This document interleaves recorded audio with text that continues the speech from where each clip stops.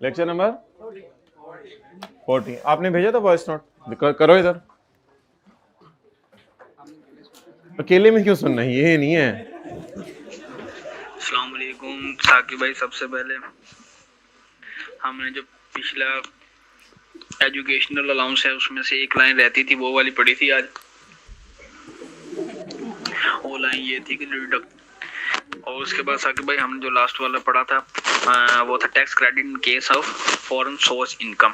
If a person as a regular tax payer is engaged regular tax payer in the नहीं, foreign resident tax payer. activities and is earning income from foreign sources, the following tax credit will be allowed: lower of the foreign tax paid, खामोश। or the amount of tax calculated under Pakistan, or the tax on the foreign source income is computed by multiplying average rate with net foreign income. Well done. What is average rate? Average rate is the percentage of the tax payable to the ठीक है, चलें बैठ जाएं सारे। वो हजरात हाथ खड़ा करें जिन्होंने जिंदगी में कभी वॉइस नोट भेजा नहीं, इस वजह से भेज नहीं सके, जिंदगी में कभी वॉइस नोट रिकॉर्ड ही नहीं किया। 1 2 3 4 5 6 7।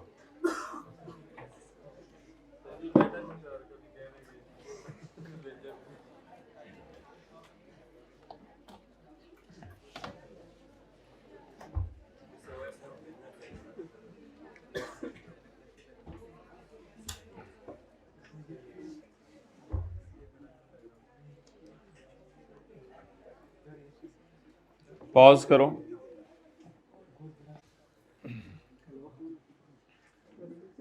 कल तो नहीं, लामा इकबाल का तो कोई ऐसा प्रोग्राम नहीं था कि छुट्टियां दिया करे बच्चों को। ये तो हुकूमत ने उनके जाने के बाद गलती से सोचा है। लामा इकबाल ने तो कहीं नहीं कहा था कि छुट्टियां दिया करें। पेज 74।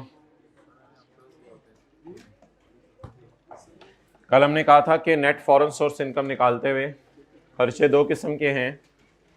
एक वो खर्चे हैं जो कि डायरेक्टली एट्रीब्यूटेबल हैं, जिसको एक्सक्लूसिव भी कहा जा सकता है। चलें बातें बस कर देना, थर्ड लास्ट रो, ये फीमेल स्टूडेंट को समझाएं, क्लास शुरू होगी भी, बातें बस कर दे, खड़े होकर भी बातें, बैठ के भी बातें। तो जो सिर्फ और सिर्फ इनकम कमाने के लिए किए वो खर्चे भी माइनस हो सकते हैं, और जो खर्चे रीजनेबल बेस पे एलोकेट करने जाते हैं वो भी माइनस किए जाएंगे। तो ये दो किस्म के खर्चे हैं जो आप माइनस करेंगे।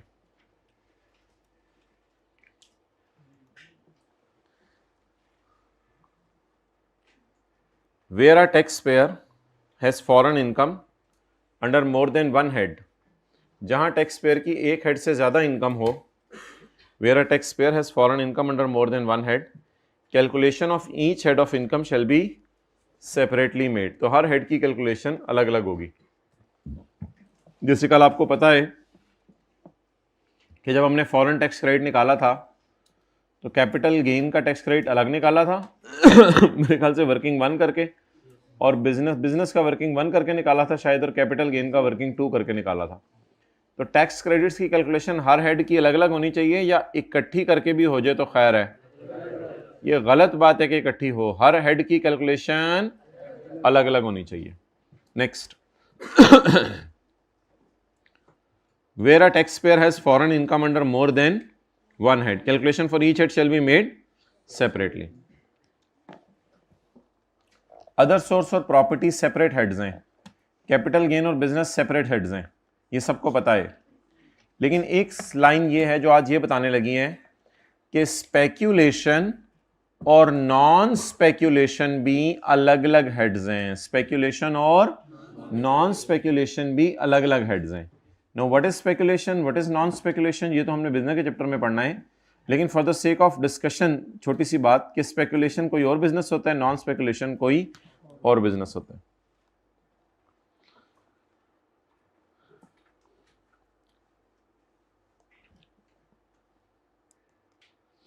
Where a taxpayer has foreign, अच्छा, for above provision speculation business shall be treated as a separate head। Speculation business को क्या करना है आपने, सेपरेट हेड ट्रीट करना है। यानी हमारे जो हेड्स ऑफ इनकम बने, salary, capital gain, property, other source और इनकम फ्रॉम बिजनेस, स्पेक्यूलेशन और इनकम फ्रॉम बिजनेस, तो कितने हेड्स ऑफ इनकम बन गए? 6। भाई इसको 16 पे कर दो यार। तो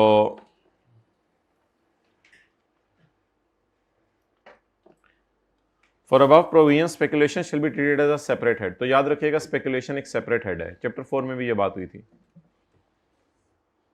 फॉलोइंग इज द तरतीब ऑफ टैक्स क्रेडिट्स। आखिरी रो में दरवाजे के पास हाइब्रिड में बातें करते हुए, फॉलोइंग इज द तरतीब of tax credits. Tax credits की ये तरतीब है। पहले फॉरेन टैक्स रेट माइनस होगा, कल हमने किया था। देन फिर इसके बाद टैक्स रेट माइनस होगा चैरिटी वगैरह का और अप्रूव्ड पेंशन फंड का, और फिर उसके बाद tax credit for advance tax paid. Advance tax क्या होता है लिख लें, साल खत्म होने से पहले गवर्नमेंट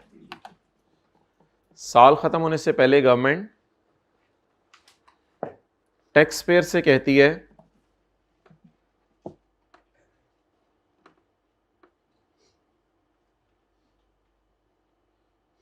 कि मुझे कुछ टैक्स दे दो।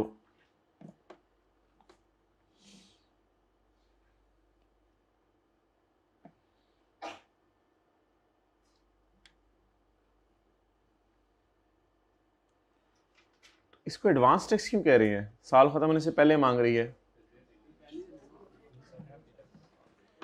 अच्छा, ये एडवांस टैक्स होता है अंडर सेक्शन 47। नंबर याद रखें इसका, अंडर सेक्शन 140। ये 147 आपके सिलेबस में नहीं है, लेकिन पता नहीं ICAP क्यों कभी कभी यूज करने लग गया ये सेक्शन नंबर। बस सलाह ही पूछो उसको। तो एडवांस टैक्स का कौन सा सेक्शन है? ये कुछ जानना जरूरी नहीं है आपको कि सेक्शन 147 में लिखा क्या हुआ है, लेकिन बस ये पता होना चाहिए कि एडवांस टैक्स किस सेक्शन के तहत पे किया जाता है। सेक्शन नंबर 147 के तहत। सेक्शन 147 पे अगर हम हल्की सी नजर मारें तो सेक्शन 147 में हमें कुछ चीजें मिलेंगी।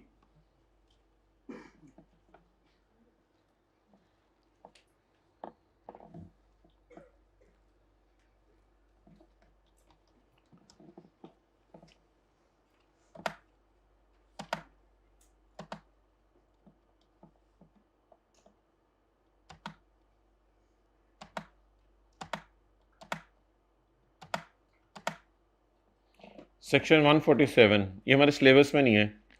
एवरी टैक्स पेयर बला बला बला अदर देन बला बला बला shall be liable to pay advance tax in the year in accordance with this section।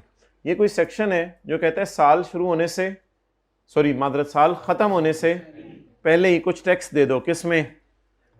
थोड़ा सा इस तरह का हमने वैसे पढ़ा था कैपिटल गेन के चैप्टर के अंदर एक, कि एडवांस टैक्स दे दिया करो हर क्वार्टर का, साल के 4 हिस्से कर लो और फिर 7 तारीख को। थोड़ा थोड़ा याद आ रहा है? आप लोगों से ही बात हुई थी मेरे ख्याल से। तो एडवांस टैक्स क्या होता है? एडवांस टैक्स वो होता है जो एडवांस में दे दिया जाए। एडवांस का क्या मतलब है? एडवांस में दे दिया जाए, यानी साल खत्म होने से पहले। तो ये वो टैक्स है जो आपका हुकूमत के पास ऑलरेडी पहुंच चुका है। इस टैक्स को आपने हाइब्रिड में दरवाजे के पास, प्लीज अब मुझे सीट चेंज करवानी पड़ेगी, ये कल से मैं नोट कर रहा हूं। जरा दूर होके बैठ जाएं, 1 मिनट। हाइब्रिड में लास्ट रो दरवाजे के पास। जी शुक्रिया। एक ही दफा जिंदगी में जितनी बातें करनी है आप लोग ना आज शाम को बैठ के कर लें। फिर सुबह फजर होती है, वो कोई मसला नहीं। फजर होती है, शराक होती है, 7-8 घंटे जितना शौक है ना वो एक दफा पूरा कर लें। वो ऐसे ऐसे कर रहा है, तंज हो रहा है। मतलब ये नहीं कि 9 घंटे बैठ के बातें करते रहे साथ वाले से। अच्छा, उसके बाद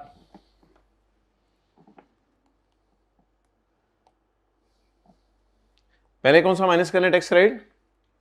फॉरेन टैक्स रेट, फिर चैरिटी वगैरह का, और उसके बाद एडवांस टैक्स पेड जो आपने हुकूमत को पहले पे कर दिया। ऑब्वियस सी बात है, ये तो आसान सी है। अगर एक बंदा कहता है मेरा टैक्स जो है वो 70 है और मेरा फॉरेन टैक्स क्रेडिट जो है वो 80 है, तो ये 10 रिफंड नहीं होगा, कैरी फॉरवर्ड नहीं होगा, कैरी बैक नहीं होगा। The foreign tax credit shall not be refunded, not be carried back to preceding tax year, not be carried forward to following tax year. NOT कर लें।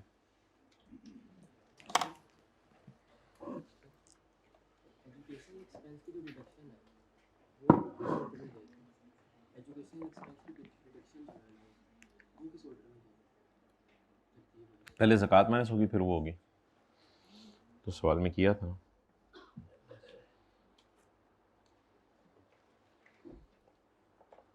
समी को बुलाएं।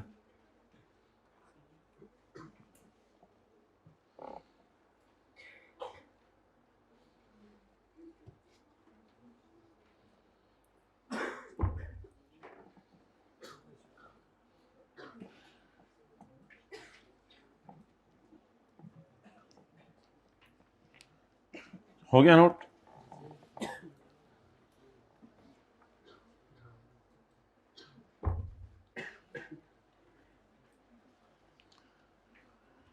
अच्छा भाई,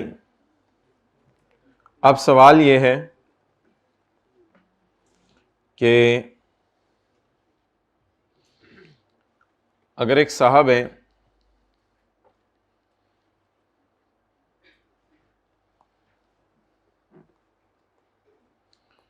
ये फर्ज करें 2010 का साल है, आपका टैक्स बना 70, आपका फॉरेन टैक्स रेट बना 12 और आपने गवर्नमेंट को टैक्स पे कर दिया जितना भी बनता है। कितना बनता है? 58। ये जो आपको फॉरेन टैक्स क्रेडिट मिला है, तो इस पे आपने जो फॉरेन कंट्री में टैक्स था वो पे नहीं किया था, फॉरेन टैक्स पेएबल था। लेकिन आपने बाहर की कंट्री से बात की थी, मैं देने आ जाऊंगा। ये बाहर की कंट्री वालों को पता था कि आपके घर वगैरह इधर हैं, तो कोई मसला नहीं, आपके बीवी बच्चे भी इधर हैं और आप किस रास्ते से घर जाते हैं ये भी उनको पता था। तो उन्होंने कहा कोई नहीं, पेएबल है, बाद में पे कर देना। तो आपने फॉरेन टैक्स क्रेडिट अवेल कर लिया, यू दूसरा पेन लाओ,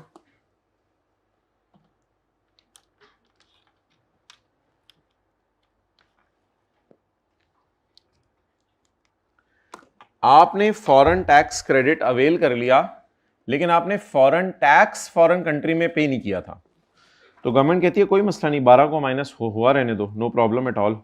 बस एक ध्यान रखो कि 2011 आए और इसके बाद 2012 आए,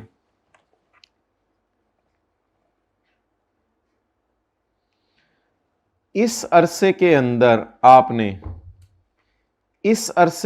आपने विद इन 2 ईयर्स आपने FR2 की लेटेस्ट 2 अटेम्प्ट्स का प्रिंट निकाल के प्रूफ रीड कर लो, अब्दुल्ला को मैसेज करो, समझा देगा क्या मतलब है। अच्छा, तो अगर आपने फॉरेन कंट्री में टैक्स पे नहीं किया, अगर आपने फॉरेन कंट्री में टैक्स पे, उसके बावजूद भी आपको फॉरेन टैक्स रेट माइनस करने की बोले इजाजत है। अगर आपने फॉरेन कंट्री में टैक्स पे नहीं किया, उसके बावजूद भी आपको फॉरेन टैक्स क्रेडिट माइनस करने की इजाजत है। लेकिन एक शर्त है कि फॉरेन टैक्स क्या है? अनपेड, लेकिन स्टिल 12 आपको माइनस करने की इजाजत है, कोई मसला नहीं, 12 माइनस कर लें। बट यू हैव टू पे, आपने पे करना है क्या? फॉरेन टैक्स बाय 30 जून 12। 30 जून 12 कितने साल बनेंगे? 2 साल। अगर आप बाहर के मुल्क में फॉरेन टैक्स पे करके नहीं आए, स्टिल गवर्नमेंट आपको कोई सजा नहीं देगी और आपको कहेगी 12 का टैक्स क्रेडिट माइनस करो, 58 रुपीज हुकूमत के खजाने में दे दो, कोई मसला नहीं। बस एक एहतियात हुकूमत बताएगी, ये याद रखना कि अब 2 साल के अंदर अंदर क्या करना है?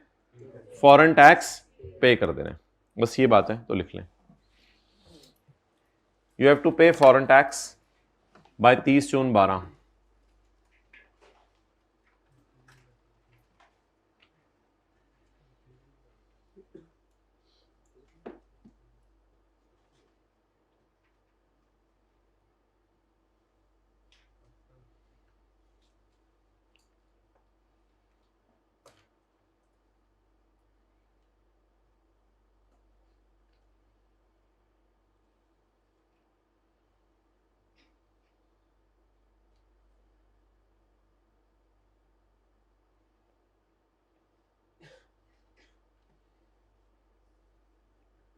Okay next,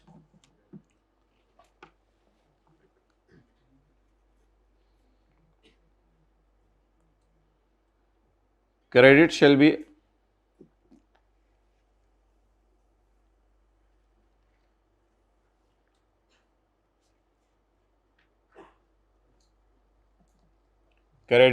allowed only if the foreign income tax is paid within 2 years. Credit कब मिलेगा? जब फॉरेन टैक्स कितने अरसे में पे कर दें? 2 साल. 2 साल कहां से गिनने शुरू करने हैं? After the end of the in which the foreign income was. Foreign income किस साल कमाई है? 2010 में. इसका एंड क्या है? 30 जून 10. इसके बाद 2 साल कौन से हैं? 30 जून 12. आ क्रेडिट, कौन सा क्रेडिट? Foreign tax credit. अब foreign tax credit shall be allowed only if the foreign tax is paid within, अगर फॉरेन कंट्री में 2 साल में आप टैक्स पे कर दें, after the end of the year in which foreign income was derived.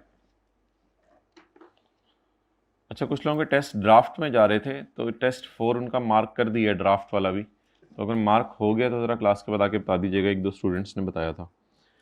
तो अब फॉरेन टैक्स क्रेडिट ये बाद में बता दीजिएगा, बस क्लास के बाद देख के. अब foreign tax credit shall be allowed only, foreign tax credit minus करने की इजाज़त है अगर फॉरेन टैक्स आपने पे कर दिया 2 साल के अंदर, after the end of the year in which the foreign income was. What is the year in which foreign income was derived? 2010. So if the foreign tax is not paid by 2010, no problem, pay it by 2012. अब असल में होता पता है क्या है? होता यह है कि इस साल आपको टैक्स क्रेडिट मिल जाता है. अब अगर आप यहां तक पे नहीं करते तो सजा यह मिलेगी कि यहां पे खड़े होकर गवर्नमेंट कहेगी 12 रुपए मुझे दे दो, जो डिस्काउंट माइनस किया था, तो यहां पे खड़े होकर गवर्नमेंट आपसे 12 रुपए मांग लेगी अगर आपने 30 जून 12 तक टैक्स पे ना किया. Practically speaking foreign tax will be allowed in the year in which foreign income was earned. Practically आपको ये अलाउ हो जाएगा.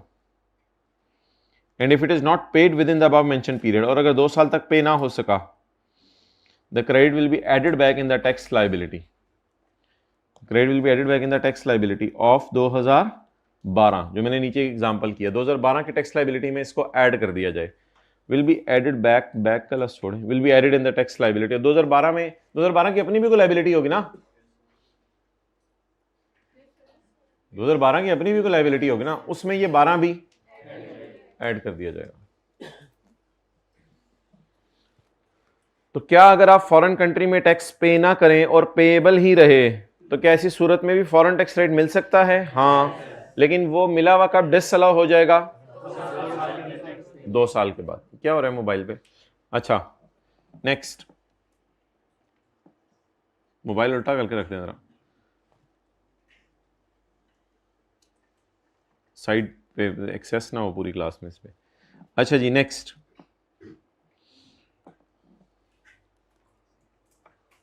Women enterprise.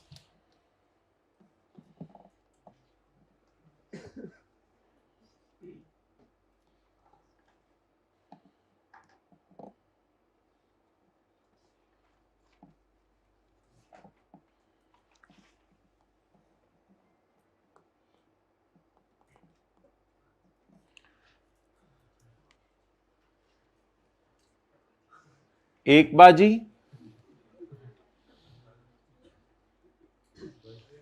या एक से ज्यादा बाजियां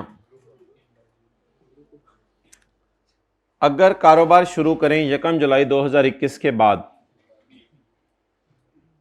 तो ये बेनिफिट 2021 में आया था. अगर 2021 के बाद ये शुरू करें, क्या स्टार्टअप बिजनेस वगैरह, ये सिर्फ बिजनेस के लिए है, तो उनके टैक्स को 25% माफ कर दिया जाएगा. उनका टैक्स 25% क्या कर दिया जाएगा? माफ कर दिया जाएगा. आप क्यों परेशान हो रहे हो? बेगम के नाम का बिजनेस. अच्छा, तो women enterprise means a startup, एक ऐसा startup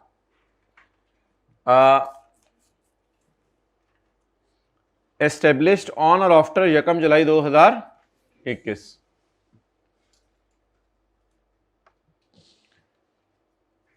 as sole proprietor concern owned by a women, या वुमेन क्यों नहीं है? अच्छा, अकेली है इसलिए, ठीक है, अकेले तो डर लगता है फिर। अच्छा, और an AOP all of whose members are women, यानी पार्टनरशिप फर्म हो जिसमें सलमा भी हो, रुखसाना भी हो और शबाना भी हो या कंपनी हो जिसमें दुर्दाना हो और समाना। अच्छा, तो a company whose 100% share holding is held और ओन्ड बाय अ, ये मेन क्यों आ गया इधर? ये वू को अगर हम काट दें तो ये बेनिफिट फिर किसके लिए बन जाएगा? लेकिन अगर वू को देखें तो फिर तो ये वू है, वू मैन है, तो देन ये बेनिफिट सिर्फ वुमेन के लिए। टैक्स पेएबल, बता दो तुम्हारे लिए नहीं है, साथ वाले को बता दें तुम्हारे लिए नहीं है। टैक्स पेएबल बाय विमेन, बताओ इसको जल्दी। Tax payable by women enterprise on profits and gains of a business shell be reduced by 25%।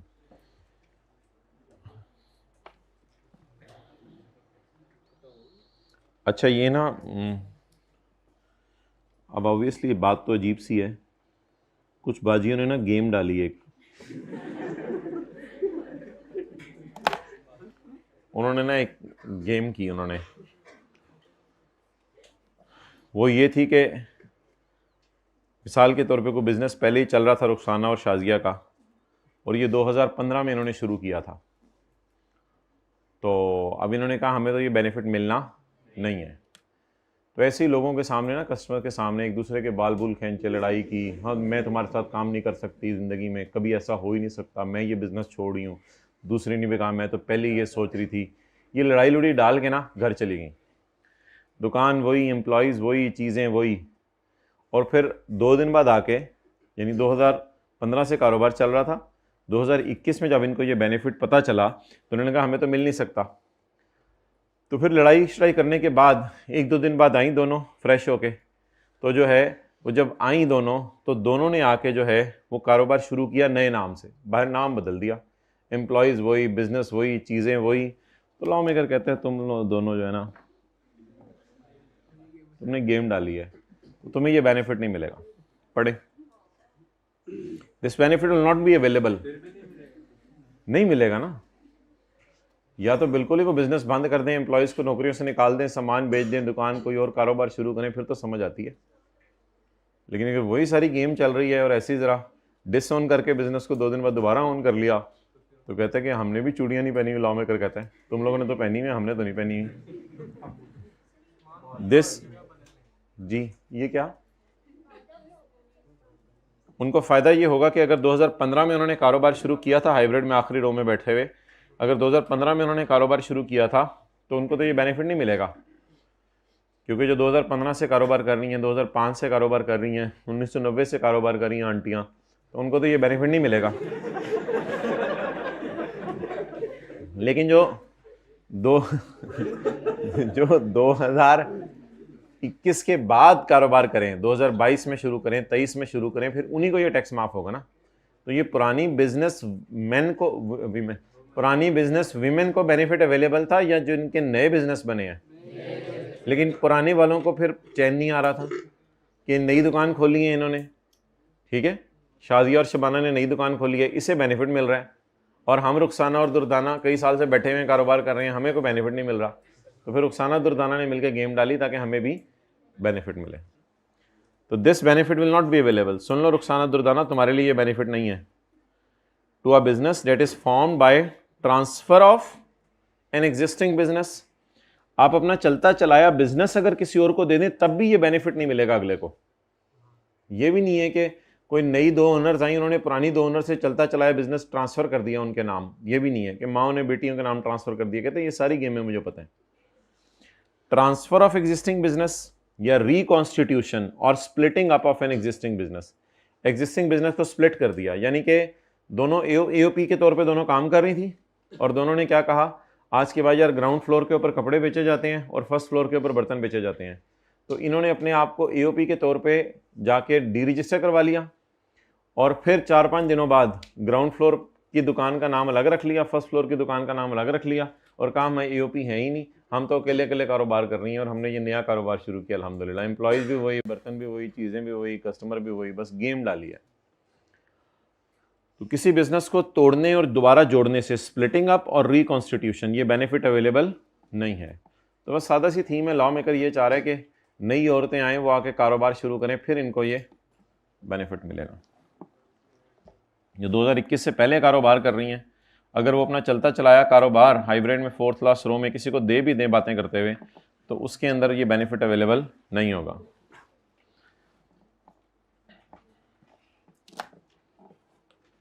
कागज पकड़ाओ जी भाई, 1 मिनट यार।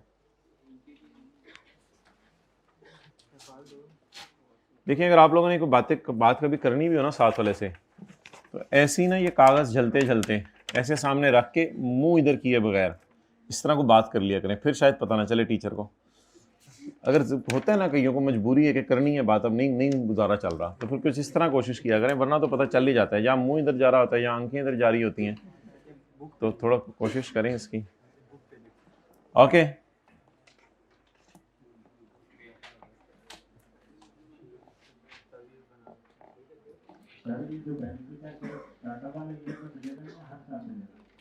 भाई ये तो औरतों के लिए बेनिफिट है, आप क्यों पूछ रहे हो? सॉरी यार, सॉरी, पेपर में तो आपके भी आ सकता है। I take my words back. How are you dear? किधर हो यार, किधर हो भाई? जो अच्छा मुस्कुरा के देख दो, ठीक है। अब सवाल पूछो।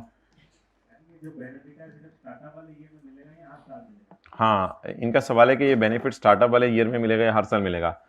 Women enterprise means a startup established on और after 1 July 2021 and the tax payable shall be reduced by 25% in the year of startup. तो नहीं लिखा हुआ ना, तो फिर हर साल मिला करेगा।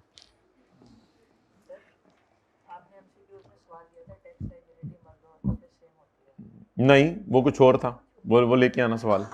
मुझे पता था कि ये मैंने पढ़ाना है, वो लेके आना सवाल। क्लास के बाद आना जरा, आज आ जाना जरा, वरना जुमे के बाद तो मैं मिलूंगा ही बाहर आपको।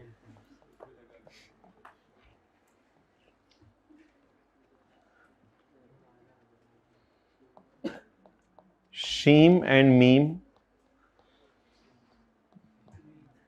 दो सहेलियां थी, शीम भी औरत, मीम भी औरत। इसका टैक्स है 50, इनका टैक्स बना 50, तो इनको टैक्स क्रेडिट मिल जाएगा at the rate of 25% of 50। मेरे ख्याल से 12.5 आएगा, 37.5। नोट कर लें।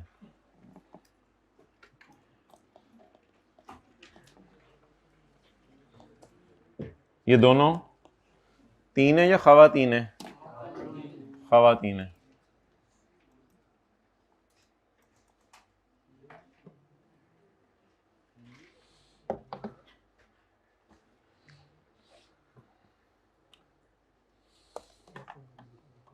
अल्लाह आपको किसी तरह ऐसी ज़िंदगी गुजारने की तौफीक दे दे कि घर में आपकी बहनें आपके बारे में कहें कि भाई हो तो ऐसा, बाकी भी भाई हों लेकिन आपके बारे में उसकी ये स्टेटमेंट हो, या घर में आपके भाई कहें भाई हो तो ऐसा, घर में आपके अब्बू कहें बेटा हो तो ऐसा, अल्लाह आपको औलाद दे वो कहें अब्बू हो तो ऐसे, तो अल्लाह आपको बीवी दे तो कहें शोहर हो तो ऐसा, मोहल्ले वाले कहें हमसाया हो तो ऐसा। अल्लाह किसी तरह आपको इस तरह की ज़िंदगी गुजारने की तौफीक दे दे।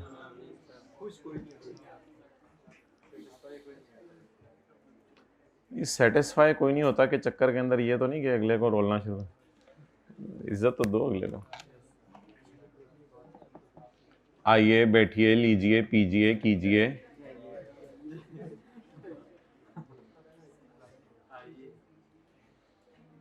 क्या रह गया? चैप्टर खत्म नहीं हो गया? पेज 74 पे आए। Full time teacher allowance, full time teacher allowance. अच्छा जी,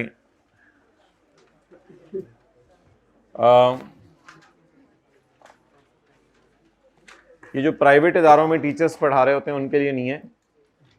किसी गवर्नमेंट यूनिवर्सिटी के अंदर या किसी रिसर्च इंस्टीट्यूशन के अंदर, हुकूमत के बनाए हुए इदारों के अंदर अगर कोई टीचर पढ़ा रहे हैं तो उनको अवेलेबल है। तो सर आसिफ को कोई खुशखबरी सुनाने की ज़रूरत नहीं है क्लास के बाद, सर आपको तो फुल टाइम टीचर अलाउंस मिलता है।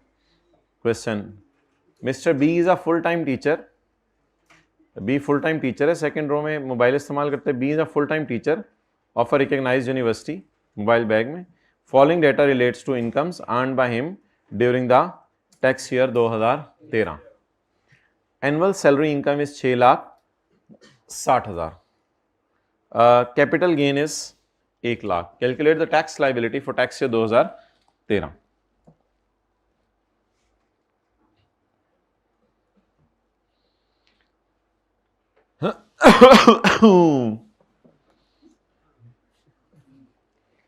अच्छा, इनकम फ्रॉम सैलरी बोलें यार, वैसे ये चैप्टर तो मैं साथ साथ याद कर रहा हूँ, पता नहीं मुझे क्या हो गया, माशाल्लाह, अल्लाह नजरे बद से बचाए। मैं तो साथ वाले से भी अब पर्दा करके आता हूँ, मेरी शक्ल भी उसको नजर ना आए। टैक्सेबल इनकम कितनी आ गई मोबाइल इस्तेमाल करते हुए? 7,60,000। अब टैक्सेबल इनकम का 75% ले,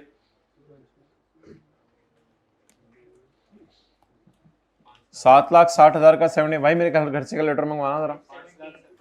5 लाख। सैलरी कम और सैलरी ज्यादा, टेबल 2, टेबल 2 लगाएं।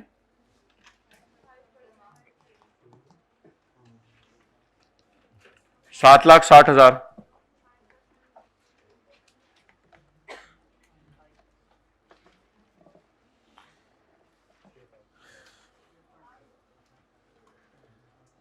अल्लाह मेरे साथ वाले को वॉइस नोट भेजने की तौफीक दे दे, मैं भी उसे वॉइस नोट भेजूं, वो भी मुझे वॉइस नोट भेजे। वॉइस नोट खेलते रहें। 10 क्लासों के बाद कितने वॉइस नोट होने चाहिए? 10, 20। 10 आपकी तरफ से, 10 उसकी तरफ से। और वॉइस नोट उसका सुना भी करें, सुन के उसको बता दिया करें उसका लेवल क्या है, सॉरी यानी वो कितने पानी में है।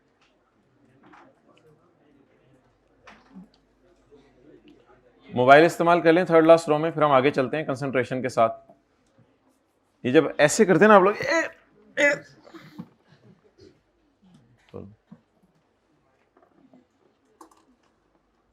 टैक्स बताएं जी। 5% ऑफ अमाउंट एक्सीडिंग, बताएं।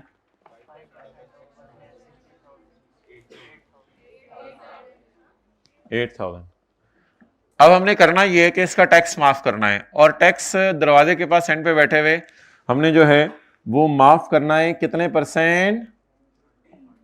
बोलने का हक भी छीन लें आप। कितने % माफ करना है? 25%। तो 25% टैक्स हमने रिड्यूस करना है इसका। Less full time teacher allowance, यार गलती से इसका नाम ना अलाउंस है, बट ये है नहीं, actually it is a tax credit. Allowance इसका नाम है लेकिन ये है टैक्स क्रेडिट।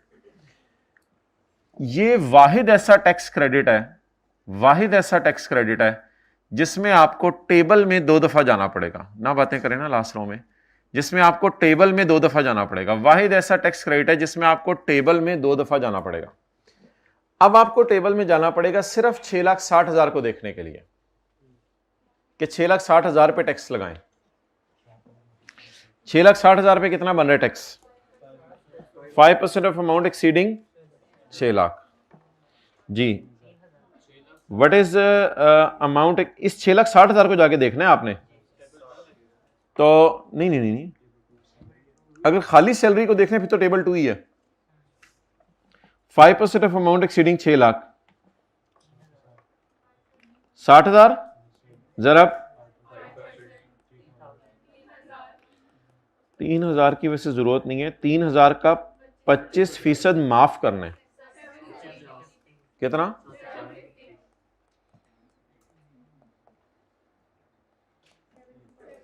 नोट कर लें। जो टैक्स आपने निकाला है दूसरी दफा, पहली दफा जो निकाला है या दूसरी दफा? पहली दफा वाले का क्यों नहीं 25% माफ कर दिया? उसमें कैपिटल गेन भी पड़ा हुआ है ना, तो फुल टाइम टीचर को कैपिटल गेन पे टैक्स माफ करने या सिर्फ सैलरी पे? तो दूसरी दफा जाके किस पे टैक्स देखे हमने? सैलरी पे। नोट तल ले।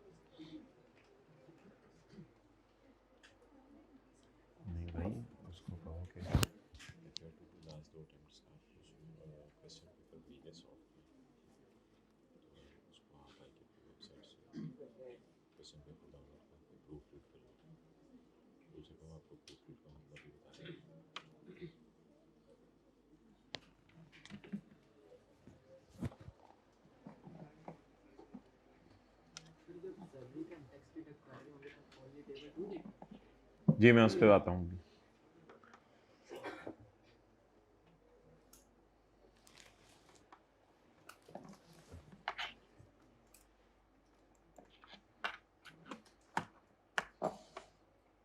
जिस चीज का जानने वाला नहीं आया हुआ वो जरा खड़े हो जाए।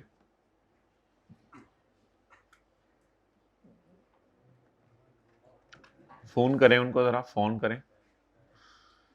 चले जब मैं क्लास में आऊँ हाइब्रिड में तो फिर बात करवा दीजिएगा मेरी उनसे, बैठ के फोन कर दीजिएगा उनको जरा। अस्सलाम वालेकुम जी। वालेकुम सलाम जी। कॉलेज से फ़ोन जी, आपका बच्चा नहीं आया आज।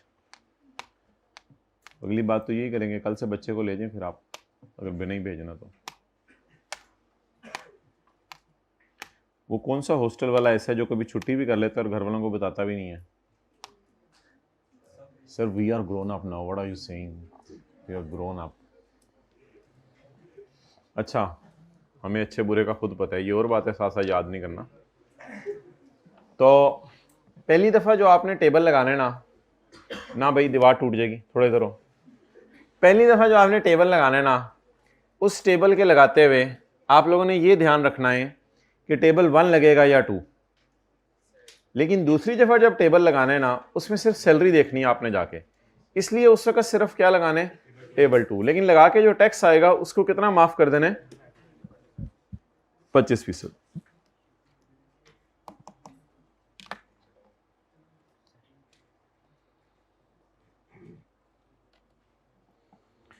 ये वॉइस नोट की टाइम लिमिट क्या होनी चाहिए? रात 8 बजे तक याद करके भेज देना चाहिए या 9 बजे तक? टाइम भी चेक किया जाएगा। चलो रात 11 बजे तक कर लो, रात 11 बजे तक, उससे ज्यादा लेट ना कीजिएगा। चलो अगर 8 बजे सो जाते हो, सुबह 4 बजे भेज दिया करो, भेज दिया करो बस। नोट फॉर स्टूडेंट्स, आप लोगों के लिए तो नहीं है ये नोट, ऑब्वियसली ये स्टूडेंट्स के लिए है। 25% reduction will always be calculated using the table number 2। तो यहां पे लिख लें ऑलवेज टेबल च्यू बोला करें। वापस आ जाए पाकिस्तान में। टू एंड फ्रो क्या होता है?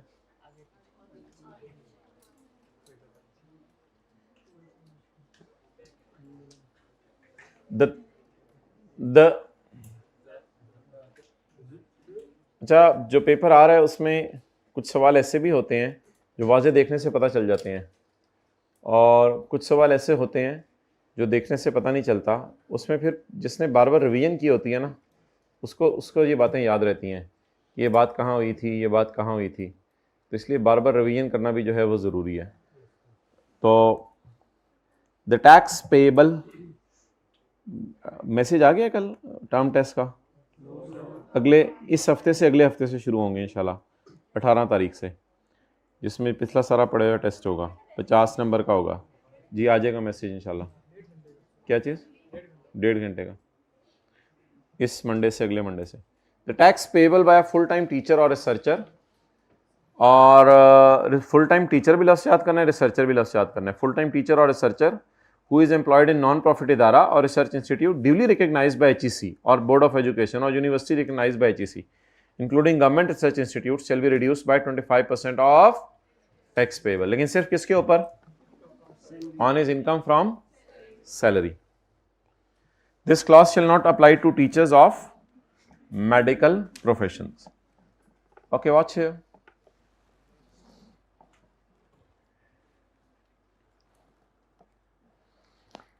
एक टीचर है, वो प्राइवेट क्लिनिक चला रहा है, टीचर भी है, यानी सुबह जाके, ये करीब कौन सा है? अल्लामा इकबाल मेडिकल कॉलेज फैसलाबाद, ये ना वो ये जिना हॉस्पिटल के साथ अल्लामा इकबाल मेडिकल कॉलेज। तो पढ़े कोई दोस्त अल्लामा इकबाल मेडिकल कॉलेज में, अब तो बन गया होगा वो डॉक्टर। अच्छा, तो teacher is running a private clinic as well. Teacher private clinic चला रहा है। सुबह क्या करता है? टीचिंग करता है। कहां जाके? अल्लामा इकबाल मेडिकल कॉलेज में, चलो। और शाम को क्या करता है? प्राइवेट क्लिनिक चला रहा है। एक इस किस्म के डॉक्टर हो गए, एक और डॉक्टर जहन में लाएं।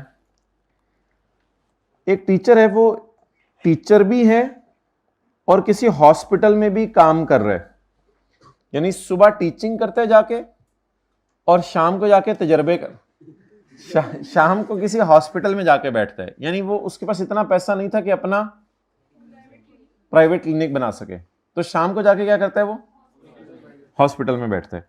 Teacher is working in a hospital, किसी हॉस्पिटल में जाता है, and is receiving his share of consideration received from patients. और वो इतना मशहूर डॉक्टर हो गया है कि अस्पताल वाले शाम को से बैठने की तनख्वाह नहीं देते, बल्कि बात यहां तक बढ़ चुकी है कि अगर कोई पेशेंट इलाज कराने आता है तो पेशेंट की फीस का ही 70-80% उस डॉक्टर को दे दिया जाता है। यानी शायद उस डॉक्टर की मजबूरी नहीं है उस अस्पताल में काम करना, बल्कि अस्पताल वालों की मजबूरी बन चुका हुआ है, वो डॉक्टर इतना मशहूर हो गया हुआ है। तो कुछ डॉक्टर ऐसे भी होते हैं जिन्होंने अस्पताल से ये अरेंजमेंट कर लिया होता है कि अस्पताल वालों, आप मुझे पेशेंट की फीस का 60-70% शेयर दो, बाकी आपने बिजली पानी कमरा प्रोवाइड किया, उसका खर्चा निकालना निकालो। तो टीचर भी है, is working in a hospital, एक हॉस्पिटल में काम कर रहे हैं, and is receiving is share of consideration received from, share of consideration, भाई क्लास इधर हो रही है, बाइट काफी देर से देख रहा हूं। Share of consideration received from patients.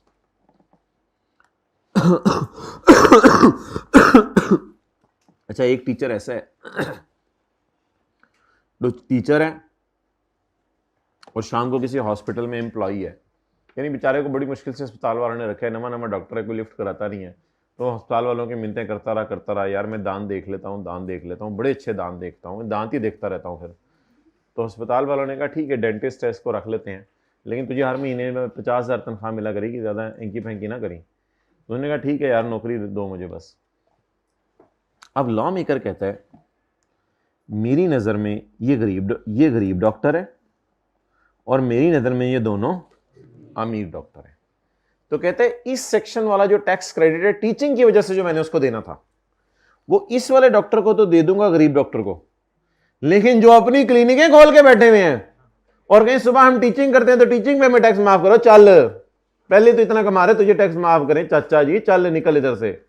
और जो ऐसा अमीर डॉक्टर है, किसी जगह पे अस्पताल में जाके उन्हें कहते हैं कि 70-80% पेशेंट के इलाज का मुझे दो, तू इतना अमीर कबीर, तुझे टैक्स माफ करें, चल निकल। ये जिस बेचारे को नौकरी नहीं मिल रही थी, मुश्किल से नौकरी मिली है, तू आजा, तुझे क्या कर देते हैं।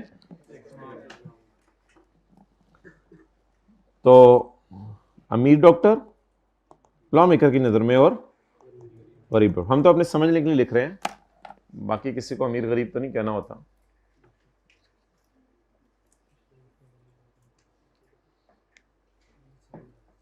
बचपन में कोई कुछ कहता भी था तो आप उसे कह देते थे, जो कहता है वही होता है। कह देते थे। कोई आके आपको कहता था तुम पागल, उनके तो जो कहते हैं वही होते हैं, कह के चले जाते थे वो।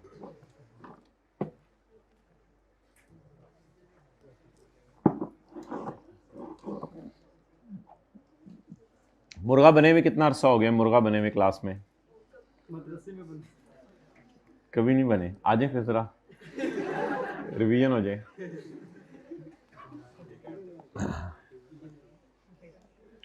This clause shall not apply का क्या मतलब है? एक्सेलेंट। कौन बोला है? Well done. This clause shall not apply का मतलब है टैक्स क्रेडिट नहीं मिलेगा। आई रियली अप्रिशिएट, बिल्कुल एग्जैक्ट जो मैं सुनना चाह रहा था। और भी उससे किसी ने बोला, लेकिन मुझे आवाज भी ये आई थी, tax credit will not be allowed. This clause shall not apply, tax credit नहीं मिलेगा। This credit shall not be allowed, tax credit shall not be allowed to teachers of medical profession. Medical profession से क्या मुराद है? Doctors who derive income from, पहले वाला doctor, दूसरे वाला डॉक्टर, तीसरे वाला डॉक्टर, पहले वाला। मैं आपको 50 रुपए देने का सोच रहा था वापस।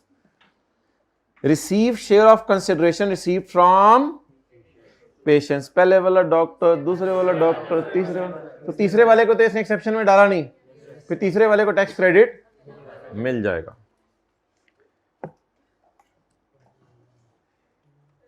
ये कौन सा है? टीचर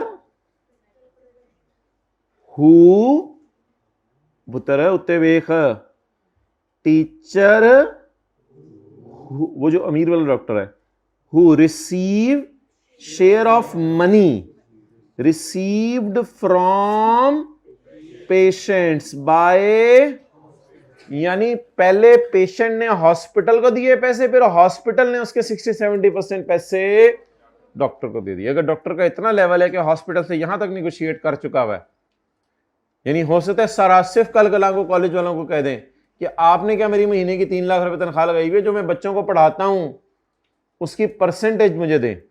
तो अभी भी क्या मतलब, तुझे क्या पता है? खड़े हो जाओ। How private matters he is discussing in front of public. खड़े हो जाओ जी। सवाल क्या था आपका?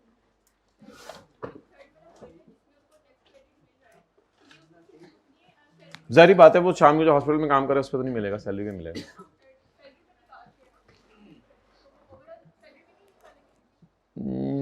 नहीं, टीचिंग वाली पे सिर्फ। अच्छा जी, ठीक है, हाइब्रिड में बात होगी। आखिरी लाइन चलें, अच्छा हो गया, दरवाजे के साथ नहीं दीवार के साथ। ओके नेक्स्ट जी, आगे चलें।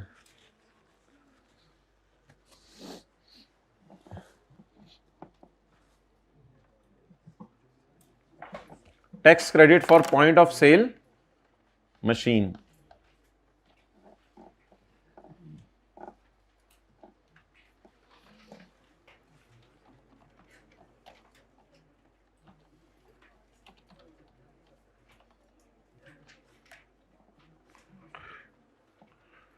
पॉइंट ऑफ सेल मशीन अक्सर दुकानों के ऊपर लगी होती है, जिससे वो चीज़ें स्कैन होती हैं, और फिर इससे होता ही है कि पॉइंट ऑफ सेल मशीन अगर आप अपनी दुकान पे लगा लेते हैं तो इसका फ़ायदा ये होता है कि एफबीआर को, आपको पता नहीं होता नहीं होता, पॉइंट ऑफ सेल मशीन लगाने का फ़ायदा ये होता है कि सारा रिकॉर्ड डायरेक्ट आपकी सेल्स का किसके पास जा रहा होता है? फेडरल बोर्ड ऑफ रेवेन्यू के पास। So that is like a point of sale machine. Okay,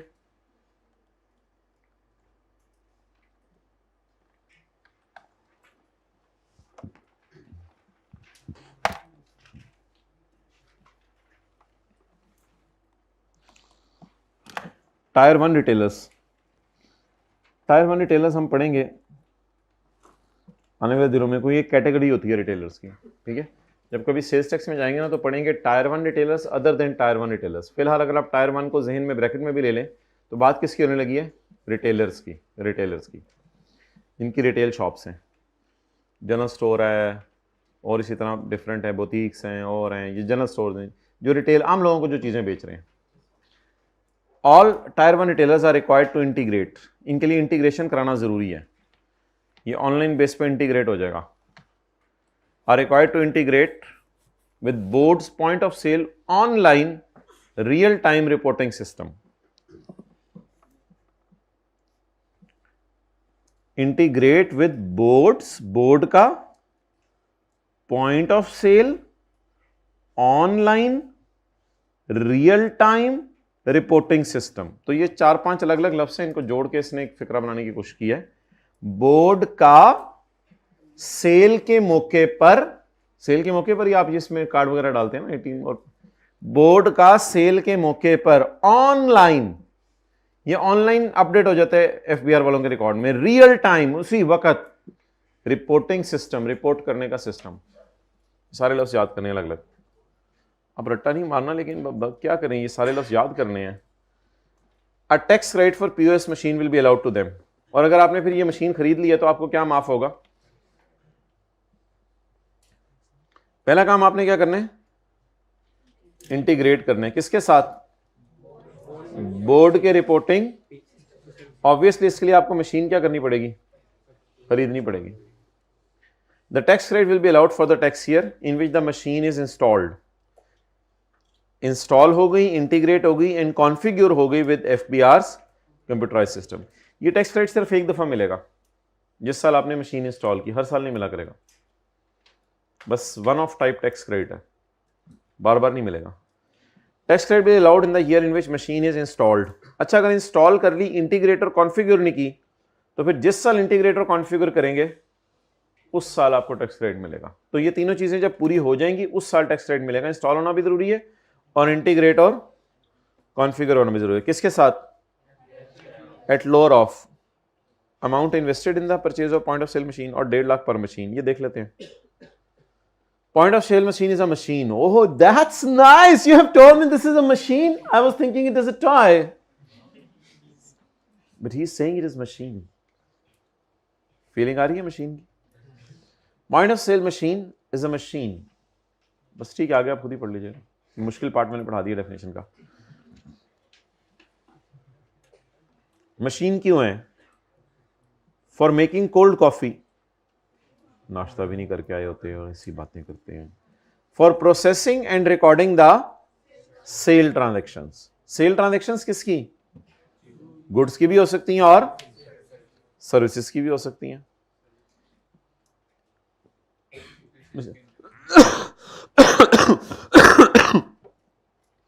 अब बाल कटाने जाओ, अब ये गुड्स तो नहीं बेच रहा ना वो आपको, बल्कि उल्टा आपके बाल भी रख रहे, पैसे भी ले रहे आपसे, तो वो अब आपको सर्विसेज दे रहे हैं ना, तो वहाँ पे भी ये सिस्टम लग सकता है.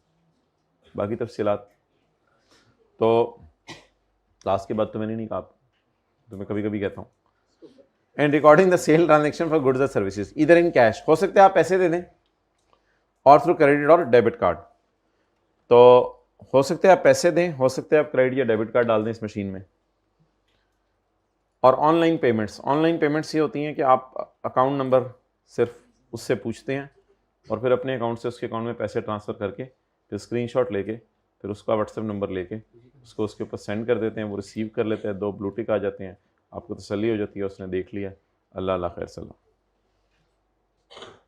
तो ये 3-4 पेमेंट मेथड अलाउड हैं. कैश में भी पेमेंट हो सकती है दुकानदार को, वो रिटेलर है, दुकानदार को कैश में पेमेंट कर दें, क्रेडिट कार्ड से पेमेंट कर दें, डेबिट कार्ड से पेमेंट कर दें, ऑनलाइन पैसे उसके अकाउंट में ट्रांसफ़र कर दें, बस पैसे दे दें उसको.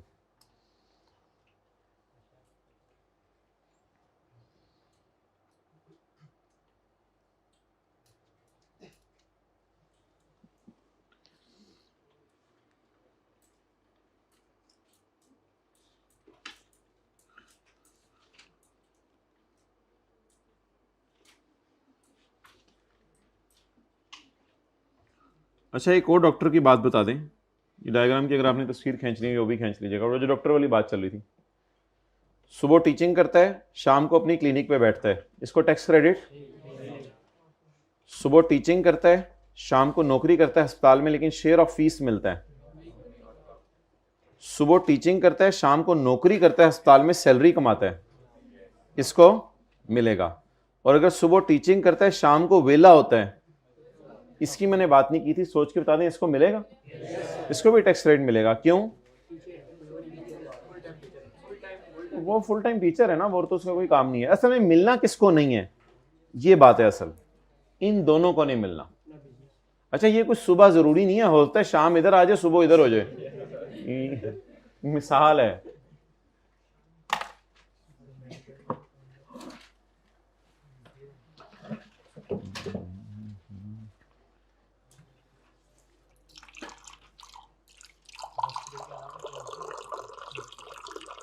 अभी मैं H2O डाल रहा हूं, मुझे फोकस करने दो, सवाल ना पूछो। जी माय डियर।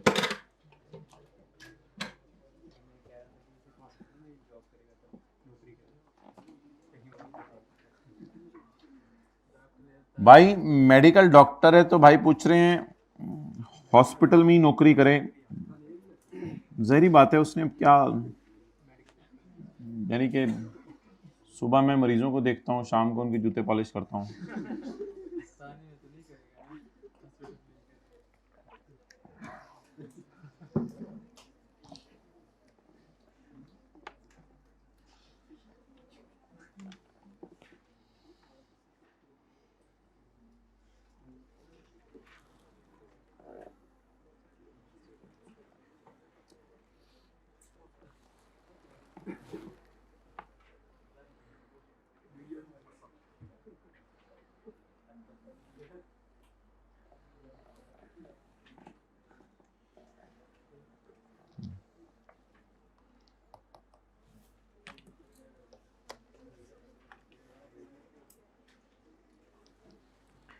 अच्छा जी,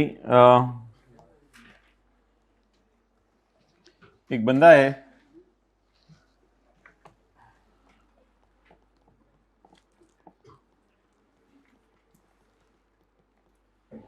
उसकी टैक्सेबल इनकम है 7 million. 2 point of sale machines उसने खरीदी हैं। Cost per machine is 220,000। हर मशीन की कॉस्ट है 2,20,000। तो चुप करा दें, इसने बोलते रहने एंड तक। बोलने की गरारियां ढीली हैं, बोलना शुरू कर दे तो चुप कराना पड़ता है। आप लोग टैक्स निकलवाएं जरा जाके चैप्टर 4 में।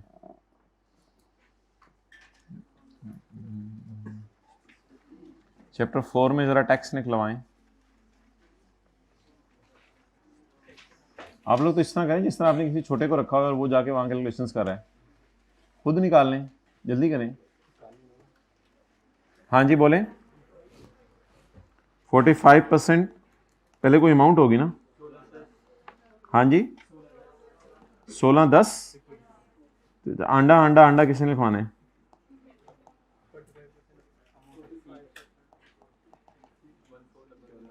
वन 4 0 0 0 0 बोलें। 2 2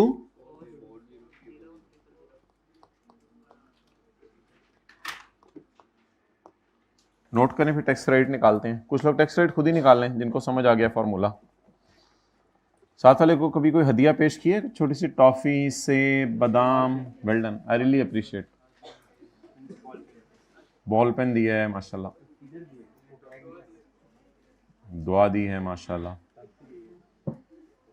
कंधे पे थपकी दे दी, अप्रिशिएट कर दिया, मुस्कुरा के मिल लिया, जफ्फी डाल ली तो खुश हो जाता है वो।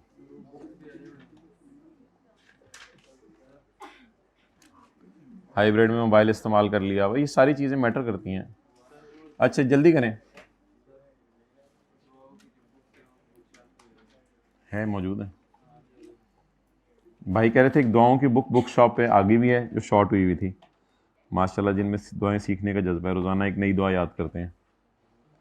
ओके, लेस बोलें क्या? Tax credit on POS machine. यार मैं सोच रहा हूँ ये ना छोटी छोटी मिसालें भी घर जाके दोबारा कर लिया करूँ। जब बड़े न्यूमेरिकल में आते हैं तो मेरी छोटी छोटी चीखें निकलती हैं, तो फिर मैं। कितने लोगों ने निकाल लिया टैक्स क्रेडिट? हाथ खड़ा करें। Well done, well done. Hybrid में हाथ खड़ा करें, टैक्स क्रेडिट निकाल लिया। Well done. देखें इनकी ज़ियारत करें सारे जिन्होंने हाथ खड़े किए हैं, वेल डन। हाँ ज़रा ऐसे करके खड़े किया करें, पता चले साथ वाले को आपका लेवल। लेवल तो नहीं बताना होता, मादरत। Lower of standard. Actual lower of what and what, actually invested in the purchase of point of sale. Actual investment कितनी है?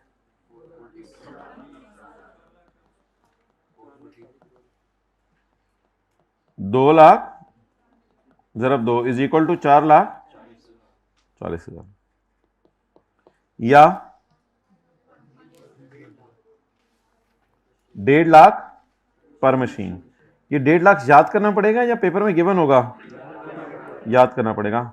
उधर बच्चों को 60,000 से मल्टीप्लाई करना था, एक बच्चे को 60,000 से, फिर दूसरे को 60,000 से, तीसरे बच्चों को 60,000 से मल्टीप्लाई करना था, और इधर मशीन को 1.5 लाख से मल्टीप्लाई करना। कितनी मशीनें? उधर बच्चे थे, इधर क्या है? मशीनें। इन दोनों में से कोई बंदा एक लोअर फिगर ढूंढ के अगर दे देना, दैट्स रियली अप्रिशिएबल। कैसे डीप डाउन आप लोग कॉन्सेप्ट समझ रहे हैं। 194 4 अंडे एंड पे लग जाए तो अच्छे, शुरू में लग जाए तो।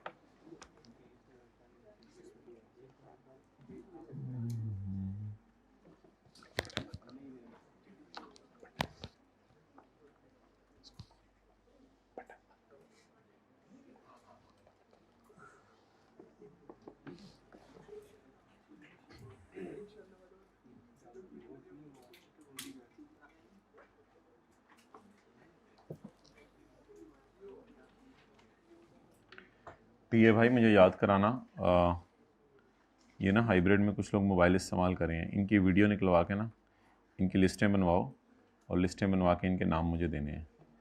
दूसरा काम ये याद करवाना है, चलो मैं बाद में बताऊंगा अकेले में। अच्छा जी, वीडियो देख लें, हर कमरे में बन रही है। Just nice.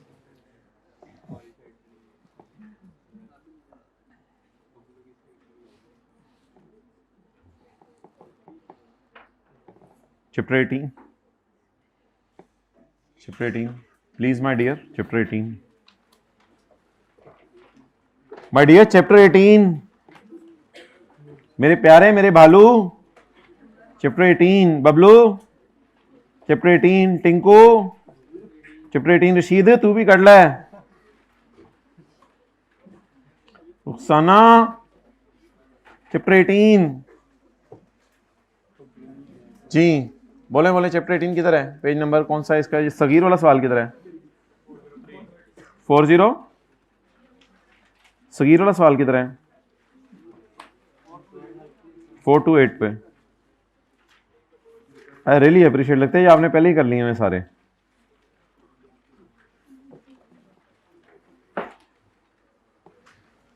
Sagir is a resident individual. भाई ना हमारा पहला न्यूमेरिकल होने से लगा सही। अब साथ वाले को बिल्कुल जिंदगी से निकाल दें और इधर अटेंटिव हो जाए, हल्का हल्का कोनी मार के दोनों को साइड पे कर दें।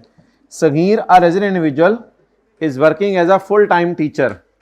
ये एक फुल टाइम टीचर के तौर पे काम कर रहा है, which is a non profit education and research institution and is properly recognised by higher education commission. तो ठीक है सगीर, तुझे फुल टाइम टीचर अलाउंस दे देंगे। Knowledge institute is entirely owned and funded by Jingle Limited. जिस इदारे में ये काम कर रहा है वो इदारा किसी और ने ओन किया हुआ है। जैसे यूफोन वाले कहते हैं कि मेरे मालिक पीटीसीएल हैं, पीटीसीएल ने मेरे शेयर खरीदे हुए। KI is entirely owned and funded by Zingle Limited, a company listed on Pakistan Stock Exchange. अच्छा, details of his monthly remuneration during the year ended 30 June 2020 are given below. Basic salary है, medical allowance है, fair market rent of accommodation है, and in addition to above, he was also provided with the following: health insurance for Sagir and his BB Bache as per the terms of employment. For this purpose, Knowledge Institute is paying annual insurance premium of 40,000. Control N का button दबाएं जल्दी, Control N. That's nice. Now start working one from page number 2 and give a beautiful heading.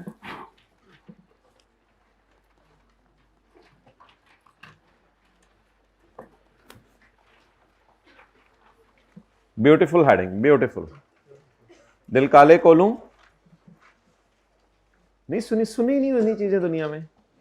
दिल काले कोलू मुंह काला चंगा, ये कोई यसनु जाने हु नहीं पता, हु शू वाली बातें नहीं सुनी. What I am trying to say is black face is better than black heart. I hope you got it. दिल काले कोलू मुंह काला चंगा, ये कोई यसनु जाने हु. अच्छा जी, इनकम फ्रॉम सैलरी स्टार्ट करें जी. Basic salary, basic salary. बस दिल ना जिंदगी में कभी ब्लैक होने दीजिएगा. झूठ बोलने से एक नुक्ता पड़ जाता है, गीबत करने से एक और नुक्ता पड़ जाता है, करते करते करते दिल स्याह हो जाता है, फिर खैर की बातें उस पर असर नहीं करती. लेकिन ना उम्मीदी भी नहीं होनी चाहिए, तौबा करने से माफ. बेसिक सैलरी, बहरहाल कुछ गुनाह ऐसे होते हैं अगले से माफी मांगनी पड़ती है कुछ में. 2 लाख ज़रब 12 बोलें तो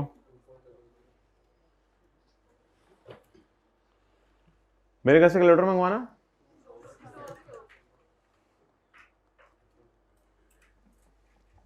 ओके, नेक्स्ट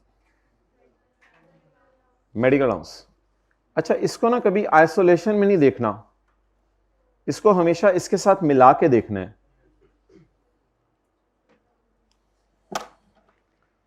इधर देखें सारे,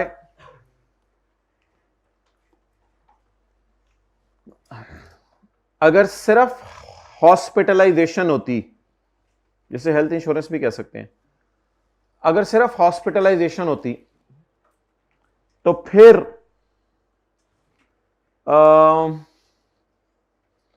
एज पर टर्म्स और नॉट एज पर टर्म्स देख के डिसाइड करना था. एज पर टर्म्स है तो पहला scenario, not as per terms है तो दूसरा सिनेरियो. अगर हॉस्पिटलाइजेशन ना होती, भाई बहुत इंपॉर्टेंट क्लासें शुरू हो गई हैं. अगर हॉस्पिटलाइजेशन ना होती और सिर्फ मेडिकल अलाउंस होता तो सिनेरियो 3 था. लेकिन अगर मेडिकल अलाउंस भी है और हॉस्पिटलाइजेशन, तो फिर जाके हमें जरा सिनेरियो 4 और 5 को देखना पड़ेगा कि वो क्या कहता है.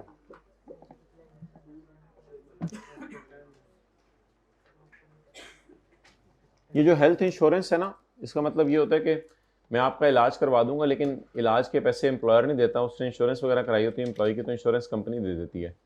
तो इसके बारे में कल जरा तफसील से बात करेंगे कि हेल्थ इंश्योरेंस क्या होती है. लेकिन ये हॉस्पिटलाइजेशन है, यानी उसे लगा बंदा कैश भी मिल रहा है और इलाज की सहूलत भी किसकी तरफ से है, एम्प्लॉयर की तरफ से. या तो एम्प्लॉयर बहुत सखी है या एम्प्लॉय बहुत बीमार है कि उसको पैसे भी देने पड़ रहे हैं एम्प्लॉयर को और साथ उसको इलाज भी फ्री करा के देना पड़ रहा है. So come on, income from salary chapter. You are not supposed to come. I am here for you to come because you are here for me to come and we are here for our parents to go. अच्छा, page number 109.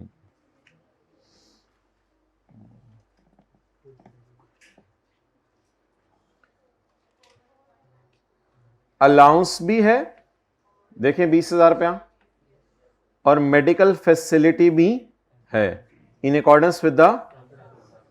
तो जब दोनों आ जाएं तो फिर अलग अलग दोनों को नहीं देखना बल्कि इकट्ठे मिला के देखना है. अब क्योंकि health insurance as per terms है, तो एज पर टर्म्स होने की वजह से ये क्या हो गई, माफ, और अलाउंस इज फुली टैक्सेबल. सो इसके सामने हमने लिख लिया टैक्सेबल और इसके सामने हमने लिख लिया एग्जाम, ताकि हमें भी याद रहे. हमारे दिमाग की भी गदारियां कभी कभी आउट हो जाती हैं.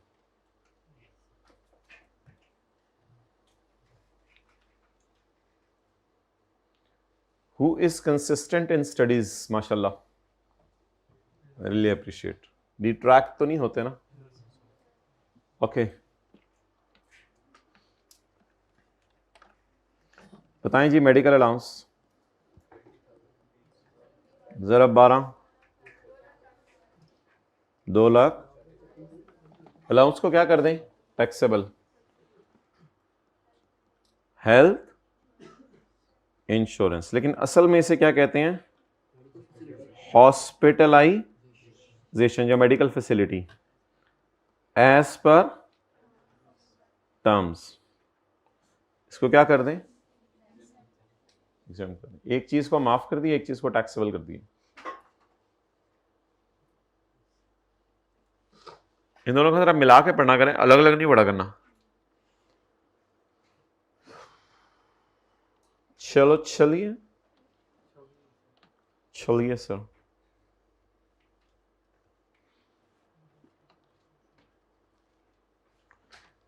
अच्छा,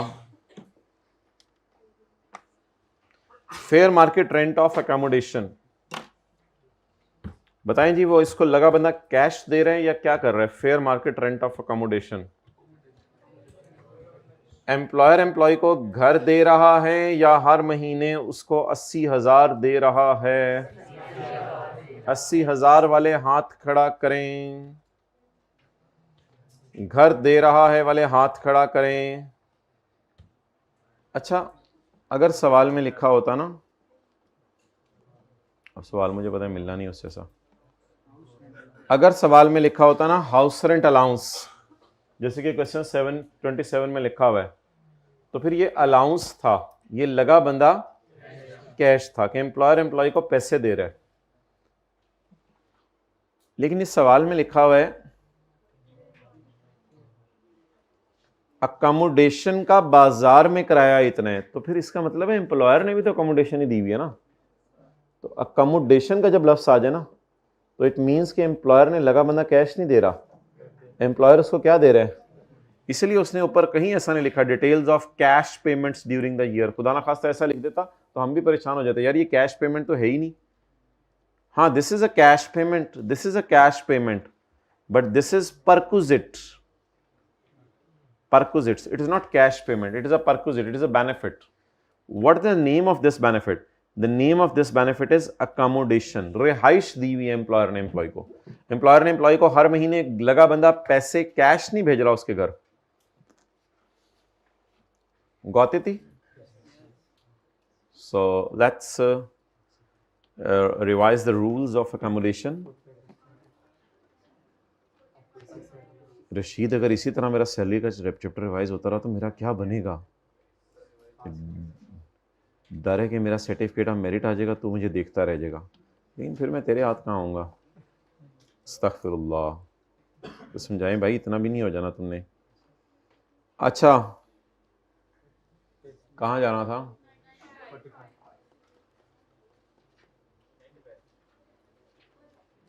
ऊपर।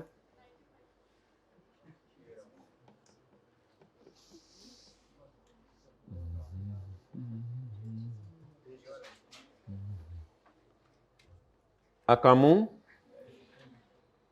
कौन सा मुंह? अकामू, accommodation. The value of accommodation provided by an employer shall be higher of 45% of basic salary, या वो पैसे जो हाइब्रिड में मोबाइल चार्ज करते हुए दिए जाते अगर घर ना दिया जाता। तो खुद भी मोबाइल चार्ज के डिस्टर्ब हो रहे हैं, दूसरों को भी करें। Amount that would have been paid. Note for the students, आप लोग तो टीचर हैं, मैं अपने लिए पढ़ लूँ। If amount that would have been paid by employer had no accommodation be provided is not given in the question, we will compare 45% of basic salary with the... That's why today I am comparing it with 45% of basic salary with the fair market rent. Guys, get ready. Yes.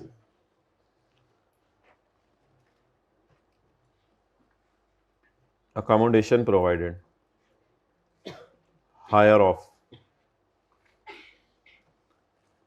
45% of basic salary. Rashid, basic salary nu bulai.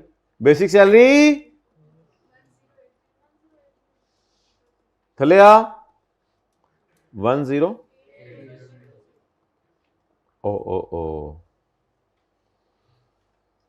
और fair market rent of house. Oh yes, that's nice. The 80 is given in the question. Let us pick the 80, pick in such a way that you hold it till end and drop it here. Have you dropped it? To multiply it with 12 months. Once in a blue moon, you are supposed to pick higher, though you are used to with the lower कोठाएं, but now the story is here of higher. सुन रहे थे मेरी बात? So pick the higher. Lower उठा उठा के ऐसी आदत पड़ गई है कि अब दिल ही लोअर को ढूंढता है. I'm talking with me. I'm not talking with you. Why are you getting worried? For further details.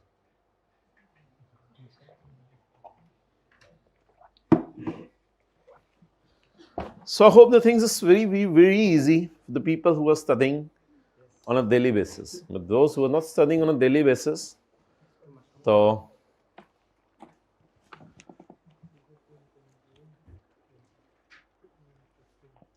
Provident fund में कंट्रीब्यूट किए 15,000 पर मंथ और an equal amount was also contributed by Sagir.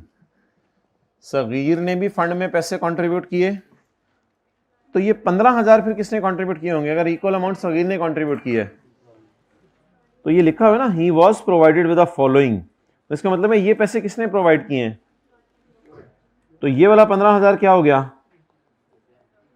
Employer contribution. और equal amount वाला 15,000 क्या हो गया? और मेरे बबलू प्रोविडेंट फंड क्या है? रिकॉग्नाइज प्रोविडेंट फंड में एम्प्लॉय कंट्रीब्यूशन. और एम्प्लॉय कंट्रीब्यूशन का क्या करना है? अगर तुझे नहीं पता तो तू जा. You don't deserve to sit here. Recognise provident fund में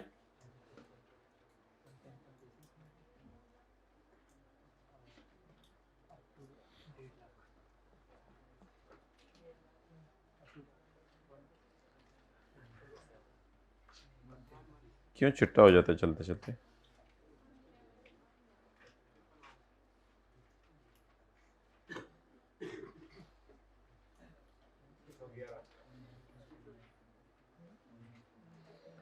पेज नंबर 111 पर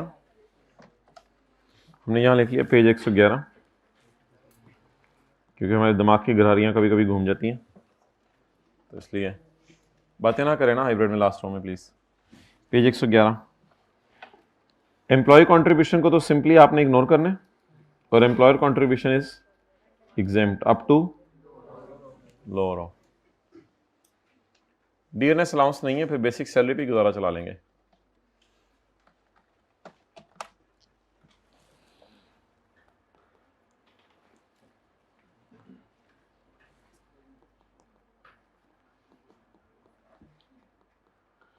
एम्प्लॉय कंट्रीब्यूशन रिटायर हो गया है या अभी सर्विस में है और पैसे सालाना मिल रहे हैं? सर्विस में है और पैसे सालाना मिल रहे हैं, रिटायर नहीं हुआ.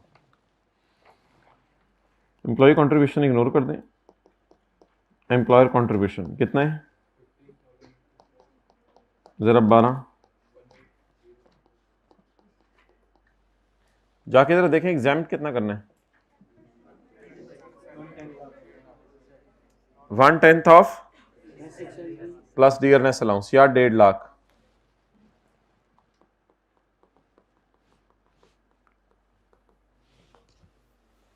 जी बताएं भाई. Exempt up to. जी वालेकुम सलाम. जी जी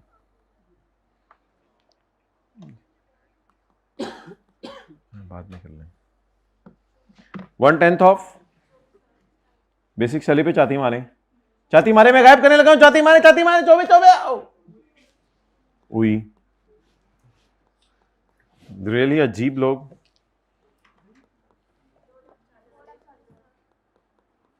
या इन दोनों में से क्या उठाना है? लोअर उठाना है, उठाएं जरा।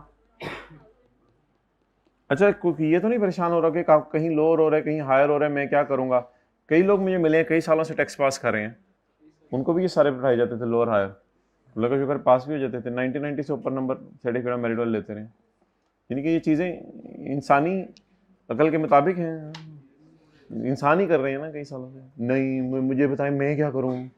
भाई कई इंसान मिले मुझे, अल्लाह का शुक्र है इंसान सारे कई इंसान मिले मुझे जी। ठीक, ये 3 दिन पहले एक स्टूडेंट ने बताया कि लेक्चर किसी वजह से लेट लिया तो 3 महीने में पढ़ के 2 महीने में पढ़ के पास कर लिया। एक बहुत पुरानी बात है, एक पठान था कहते हैं मैंने 1 महीने में पढ़ा, बस कोई मसला था लेक्चर मैंने लेट बाय किया जब फरवरी को, पता है उसका नाम, तो 1 महीने में पढ़ के उसने, तो इधर 5-5 महीने वाले बेसिक सैलरी कितने मल्टीप्लाई करना, व्हाट इज दिस, पर टाइम नहीं दे रहे, चीज़ें आसान है। अच्छा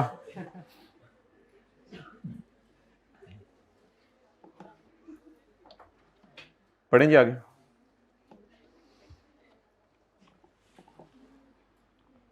एडिशनल इन्फॉर्मेशन है, इसको छोड़ें, और ये अदर इन्फॉर्मेशन है, दोनों को क्या करना है, रिक्वायरमेंट पढ़ें, बस सवाल खत्म हो गया। पढ़नी है एडिशनल इन्फॉर्मेशन भी, चलो खेल लें हमारे फ्यूचर से, खेल लें। यकम जुलाई 2019, छोटे ऑप्शन पढ़ा भाई, जरा ऑप्शन देना। ऑप्शन पेज ही होते हैं, ऑप्शन शेयर तो नहीं होते। शेयर पकड़ा, शेयर सर्टिफिकेट मंगवाया जाए, ये भाई ने शेयर सर्टिफिकेट बना के दे दिया, सब बस रहने दो फिर, ये शेयर सर्टिफिकेट है, ये ऑप्शन है। साल के पहले दिन सगीर के यहां अल्लाह ने, sorry, Sagheer was granted an option, Sagheer को एक ऑप्शन मिली, सगीर को एक ऑप्शन मिली टू एक्वायर, ऑप्शन मिली है या उसने एक्वायर कर लिए हैं, कागज में टुकड़ा मिला है, to acquire 10,000 shares in ZL at a price of, ये क्या होगी, अभी तो पे नहीं की, लेकिन ये क्या होगी, ये 105 रुपए क्या है, नहीं कॉस्ट, एक्वायर शेयर्स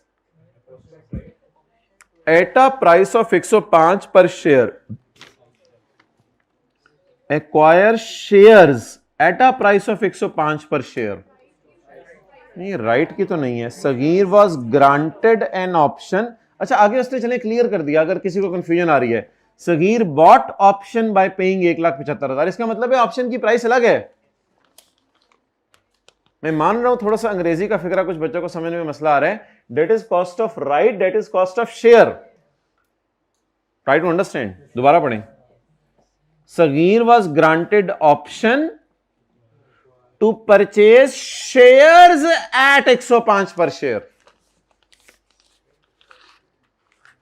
शेयर खरीदने हैं तुमने 105 पर शेयर के एतबार से, और आगे उसने फिर लिख भी दिया, अगर आपको कंफ्यूजन आ रही है कोई मसला नहीं, आगे उसने लिख दिया, आगे क्या कह दिया उसने, Sagheer bought the option by paying rupees 1 lakh, क्योंकि ये 105 ज़रब 10,000 तो देखें बड़ी हैवी फिगर आ रही होगी, 105 ज़रब 10,000 कितनी आ रही है, 1050,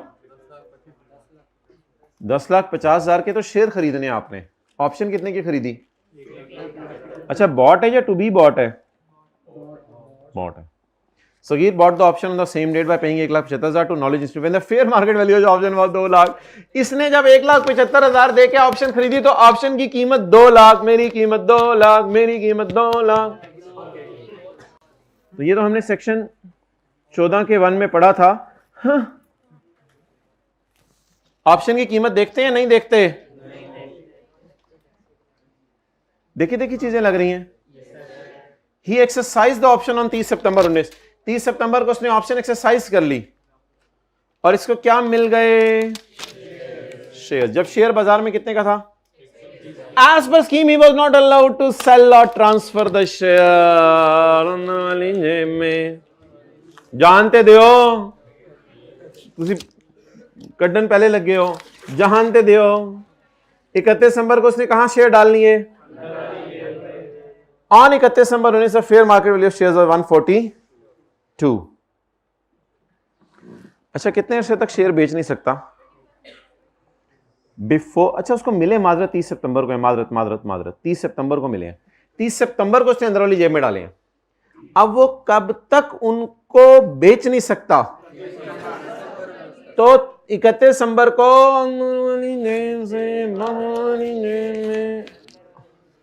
बस आ गए हैं ना, क्या लगे हुए हैं दीवाने। On 31 December 19 fair market on 30 में ही सोल्ड 5000 शेयर्स, आधे शेयर बेच दिए, ही सोल्ड आधे शेयर्स। अच्छा ये मुझे वैसे बताएं, वैसे आपसे पूछ रहा हूं, ये सारी बातें पढ़ी पढ़ी लग रही हैं, आप फील हो रहे साथ साथ पढ़ना चाहिए था, फील हो रहे ना आप साथ साथ पढ़ना चाहिए था। चलें कल साथ वाले को तैयार करा के नए नए कपड़े पहना के लाएं, ये न्यूमेरिकल सॉल्व करना है हमने पूरा।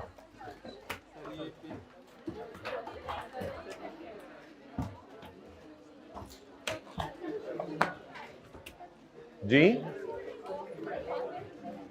भाई कल क्लासेस होंगी, ये किसने ऑफ का शोशा छोड़ा है?